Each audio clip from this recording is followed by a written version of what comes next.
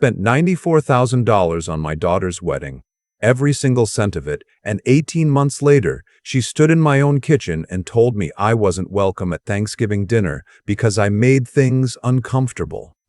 I want you to sit with that for a second. $94,000. I didn't borrow it. I didn't put it on credit cards and pray.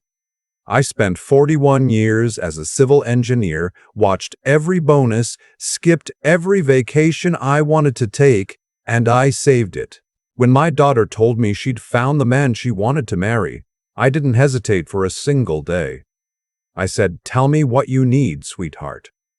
That was the last time she said thank you and meant it. Her name is Diane. She's 34 now. Her husband's name is Clifton. Cliff, he likes to be called, as of shortening it makes him sound more approachable, which he isn't. They live 20 minutes from me in the same suburb outside Columbus, Ohio, where Diane grew up, in the house they bought 2 years ago with a down payment I helped with. $50,000 on top of the wedding, but I'm getting ahead of myself. My wife passed 8 years ago. Pancreatic cancer, fast and brutal, the way that disease always is. We had 31 years together, and she was the kind of woman who made every room feel warmer just by walking into it. When she died, I had 2 kids, Diane, who was 26, and my son Warren, who was 23. Warren lives in Portland now with his girlfriend and their dog. He calls me every Sunday without fail. That's just who he is. Diane was different after her mother died. Harder somehow. I understood it. Grief does strange things to people, and I gave her space. I gave her years of space. When she met Clifton at some corporate retreat 3 years later, I told myself this was good. She was smiling again. She was making plans. I flew out to meet him at a restaurant in downtown Columbus, paid for dinner, and spent the whole meal trying to find something I genuinely liked about the man. He talked about himself for 2 hours straight. I told myself he was just nervous. They got engaged 11 months after they met. Diane called me from the car, voice bright the way it used to be when she was little, and had good news she couldn't keep to herself, and I felt something open up in my chest. My girl was happy. That was all that mattered. The engagement party was at our house. My house, the one her mother and I bought in 1987. The one with the oak tree in the backyard that Diane used to climb until she was 13 and too old for it, supposedly. I cooked for 2 days. My sister flew in from Pittsburgh to help. 60 people in the backyard, string lights, my wife's good table linens that I'd kept in a cedar chest for exactly this kind of occasion. Clifton's parents showed up 40 minutes late and didn't apologize. His mother looked at the spread I'd laid out and asked Diane in a loud whisper if she'd hired a caterer. I let it go.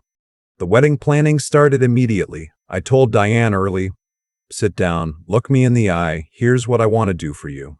I told her I had $94,000 set aside. Her mother and I had talked about it years before she got sick. What we'd want to give our daughter on her wedding day. It wasn't a loan. It wasn't conditional. It was a gift, plain and simple. Because that's what her mother would have done, and I wasn't about to do any less. Diane cried. Real tears, the kind that catch you off guard. She hugged me for a long time and said, "Dad, this is too much." I told her it wasn't. I told her it wasn't. I told her her mother would have wanted this. What I didn't know then, what I should have seen coming, was that Clifton had opinions, a lot of them, about venues, about photographers, about the rehearsal dinner, about which of his college friends needed to sit at the head table. Every decision that should have been simple became a negotiation, and somehow Diane always ended up on his side of it. The venue they chose was $18,000 for the day. The photographer was $9,500. The catering was $28,000 to $700 a head for 210 guests. By the time it was all done, the $94,000 was gone, and Clifton's parents had contributed exactly $1,200 toward the rehearsal dinner. A dinner held at their country club, I might add, that cost considerably more than that. I didn't say a word. Not one word. I wrote the checks, I showed up in my good suit, I danced with my daughter and cried the right kind of tears, and I meant every moment of it. Whatever I thought of Clifton, she chose him. That was enough for me. The first year was fine, the way first years usually are. They were busy setting up the house. Diane was advancing at her marketing firm. Clifton was doing whatever Clifton did in commercial real estate. He talked about his deals the way some men talk about sports, always big numbers, always almost closed. They came for Christmas. They came for Easter. Things felt normal if you didn't look too closely. Then two things happened inside of 6 months. First, they found a house they wanted to buy, a 4-bedroom colonial in a neighborhood that was just a little too expensive for what Clifton was actually bringing home. I'd gathered that much from the way Diane talked around the subject. They needed help with the down payment, $50,000. I took a week to think about it. Not because I didn't want to help, I did, but because I'm a man who thinks things through, and something in the back of my mind was sending up a quiet signal I hadn't learned yet to take seriously. In the end, I wired the money. Because Diane was my daughter, because it was their future. Because if something went sideways, I could still look at myself in the mirror knowing I did everything I could. Second, Diane got pregnant. A little girl due in June. I drove to their house the night she told me, sat at the kitchen table, and felt something I hadn't felt since my wife died. That particular fullness in the heart that comes from knowing the best parts of your life aren't behind you yet. I was going to be a grandfather. I started doing little things. I picked up a rocking chair I refinished myself, the one from Diane's nursery that we'd kept in the attic. I drove 40 minutes every other Saturday to a children's bookstore in Bexley and picked out books the way I used to pick them out for Diane when she was small. I didn't push. I didn't show up unannounced. I tried to be exactly the right kind of present. My granddaughter was born on a Thursday in June. 7 pounds, 2 ounces. They named her Rosalie. The first time I held her, she grabbed my finger and I didn't let go for about 10 minutes. Diane looked exhausted and beautiful, and I told her she'd done something extraordinary. I meant that too. For a while, things were good. I came over on Saturdays when they invited me. I held Rosalie. I brought dinner sometimes. I fixed the loose railing on their front porch steps without being asked because I noticed it was a hazard and nobody else was going to do it. Clifton was cordial in the way of a man who tolerates a guest he didn't choose. I noticed, but I adapted. The change was gradual enough that I almost didn't see it coming. The Saturday visits became every other Saturday, then once a month. The invitations stopped originating with Diane and started feeling like things she'd cleared with Clifton first.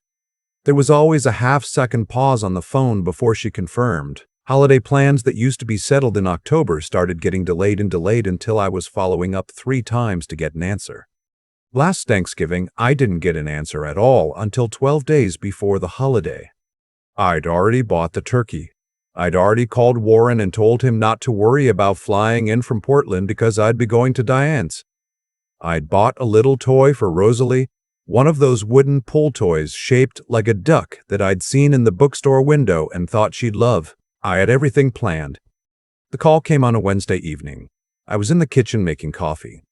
Diane's voice on the phone had that careful, controlled quality it gets when she's saying something she's rehearsed. "Dad," she said, "I need to talk to you about Thanksgiving." I told her to go ahead. Clifton's parents are coming this year, and his brother and sister-in-law and their kids. It's going to be a full house. She paused. "We just think it might be better if you did your own thing this year." I stood at the kitchen counter for a long moment looking at the coffee maker. I asked her to explain what she meant by better.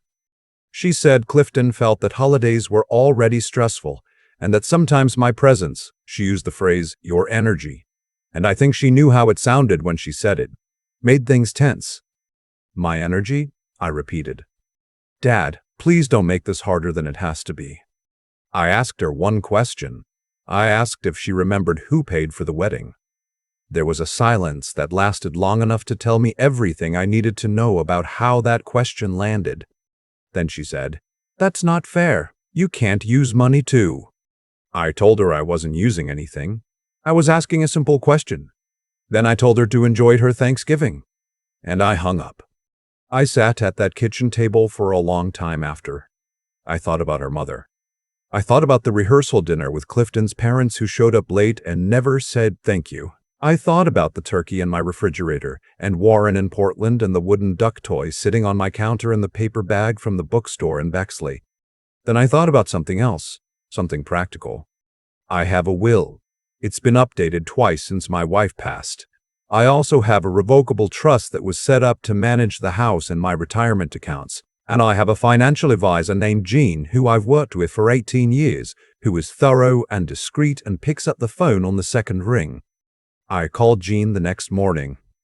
I want to be clear about what I did and why. I didn't act out of spite.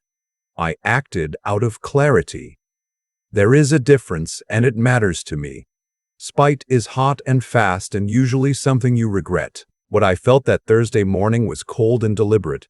The feeling of a man who has finally decided to stop pretending that the arrangement he's living with is acceptable. I told Jean I wanted to review the trust documents. We met in person the following Tuesday. By the end of that meeting, I had made several adjustments. The house and primary accounts I restructured to benefit Warren and Rosalie directly. My granddaughter specifically, not her parents. A separate educational trust for Rosalie that Clifton and Diane could not access or control. And a letter, written by hand rather than typed, that I put in the file with the documents explaining what I had done and why, in plain language, so there would be no confusion later. I spent Thanksgiving alone that year. I cooked the turkey anyway. I'm not the type to waste food, and I called Warren in the afternoon and we talked for 2 hours. He was furious when I told him what had happened. He said things about Clifton that were probably accurate, but that I let go past me. I told him not to do anything. I told him this was mine to handle. I also, for the first time in years, went to my neighbor Frank's house for dessert. Frank is 72, widowed like me, and he makes a pecan pie that I have never been able to replicate no matter how many times he's explained the recipe. I sat at his kitchen table eating pecan pie, and we talked about football and grandchildren and the way the neighborhood had changed since the 80s, and I thought, this is also a life. This is enough. The call from Diane came 16 days later. Not the next morning, not the next week. 16 days, which told me she hadn't figured out what had changed yet, that she was still operating under the assumption that things between us were just temporarily cold and would thaw on their own. What broke the silence was a call from their mortgage servicer about a document related to the down payment gift I'd given them, which had been structured in a specific way that now required a follow-up signature from me. I didn't answer the first call. I didn't answer the second. On the third call, I picked up. Diane's voice was different now. The careful, rehearsed quality was gone. She sounded the way she used to sound when she was 16 and knew she'd made a mistake she couldn't talk her way out of. "Dad, I need you to sign something." I told her I was aware. Then the question started. About the trust. About the will. Her voice kept catching and recovering. Catching and recovering. I let her talk. When she was done, I told her calmly, without any heat in my voice at all, that I had made decisions about my estate, that I was fully within my rights to make. I told her that what I had given already, the wedding, the down payment, the years of showing up, the rocking chair, the Saturdays, all of it, was given out of love, and it was given completely. I told her that what happens to what remains is my decision. Then she said something that I have thought about every single day since. She said, "Mom would never have done this." And I said, "You're right, she wouldn't have needed to." I heard her breath go unsteady, and then, after a moment, she started to cry. Not the controlled, careful tears of a woman managing a conversation. Real crying. The kind I hadn't heard from her since the day we stood at her mother's grave. I stayed on the line. I didn't hang up. I didn't soften what I'd said because it was true and we both knew it. But I stayed. After a long time, she said, "I'm sorry, Dad." Just that? 3 words. No qualifications, no but, no pivot to Clifton's feelings or the stress of the holidays or any of the other framings she might have used. Just "I'm sorry, Dad," in the voice of my daughter, when she was still the person I raised. I told her I heard her. We talked for another hour. Not about the trust, not about money, not about Clifton. About Rosalie, mostly, about how she'd started pulling herself up on the furniture and thought it was hilarious. About how she already had her mother's stubborn streak and her grandmother's eyes. About the oak tree in my backyard that Diane said she still thinks about sometimes. About small things that are actually the large things, if you've lived long enough to understand the difference. I didn't change the trust documents. I want to be honest about that. Some people, I think, expect this kind of story to end with everything restored. The prodigal child returning, the father forgiving completely, the accounts unfrozen, and the inheritance reinstated. That's not where I am. Maybe it's where I'll get to eventually. I don't know. What I know is that a 63-year-old man who has buried a wife and spent 41 years building something real does not undo his decisions because he had a hard phone call. What I did do was drive over on the Saturday before Christmas with a bag of groceries and the wooden duck toy for Rosalie. Diane opened the door and we looked at each other for a moment. The way people do when they've said true things to each other and aren't quite sure yet what comes next. Then she stepped aside and let me in. Clifton was in the kitchen. He looked at me with the expression of a man who has been thoroughly briefed and is trying to perform contrite, which is different from being contrite, and I am old enough to know the difference. I nodded at him. He nodded at me. We did not discuss the mortgage document or the trust or Thanksgiving. We ate dinner at their table and I held Rosalie until she fell asleep in my arms, her small head heavy against my shoulder, her breathing slow and even. When I left that night, Diane walked me to my car. It was cold, the Ohio December kind of cold that gets into your coat, and she hadn't put one on. She stood in the driveway with her arms wrapped around herself and she said, "Come for New Year's." It wasn't a question, exactly. It was something between a question and an apology and a door being held open. I told her I'd think about it. I drove home through the dark streets thinking about all of it. The $94,000, the wedding, the kitchen where I stood hearing the words "your energy," the turkey I cooked alone, the pecan pie at Frank's table, the phone call, the 3 words that broke something open. I thought about what my wife used to say when Diane was being difficult as a teenager, which she often was. She used to say, "She got the stubbornness from you, and you're going to have to be the one who doesn't let it win." I pulled into my driveway and sat in the car for a minute in the dark. Then I went inside, sat at the kitchen table, and wrote New Year's in the little paper calendar I keep by the phone. Some things you hold firm, some things you keep the door open for. The wisdom, if you're lucky enough to find it, is knowing which is which. There's a moment, and I think most fathers know it, even if they never say it out loud, when you realize that love without limits isn't generous. It's just unguarded. And unguarded love, over enough years, has a way of teaching the people around you that there are no consequences for how they treat you. I don't say that bitterly. I say it because it's true, and because I wish someone had said it to me 20 years ago. What Diane did wasn't some sudden cruelty. It was the end of something that had been building quietly for a long time. The small dismissals, the half-second pauses before confirming plans, the way Clifton's comfort slowly became the organizing principle of every decision she made. None of those things happened overnight. And if I'm being honest with myself, I allowed them to accumulate because I told myself that love meant absorbing whatever came, that a good father stays, that asking for basic respect was somehow the same as being difficult. That is the lie I lived with for too long. What I've come to understand, sitting at that kitchen table, then at Frank's table eating pecan pie, then driving home through the Ohio dark, is that character isn't built in the moments when things are going well. It's built in the moments when you have to decide who you actually are when someone you love treats you as if you don't matter. Diane was going to learn something from how I responded. The question was what? I could have folded. I could have called back the next morning and apologized for the tone of my voice, sent a gift for Rosalie, shown up at Christmas pretending nothing happened. That version of me would have taught her that there is no floor, that she could always go lower and I would always accommodate it. That's not love, that's erasure dressed up as patience.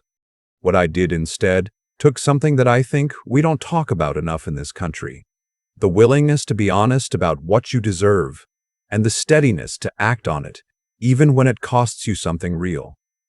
Not rage, not punishment, just clarity, the kind of clarity that comes from having actually examined your own life and decided it means something. Warren calls every Sunday. He always has. I never had to teach him that. It came from somewhere inside him, some understanding of what it means to be in a family. That understanding is not automatic. It has to be built, year by year, through the example you set and the standards you hold. I think about that a lot now, about what I modeled, about where I was clear and where I let things slide when I should have stood firm.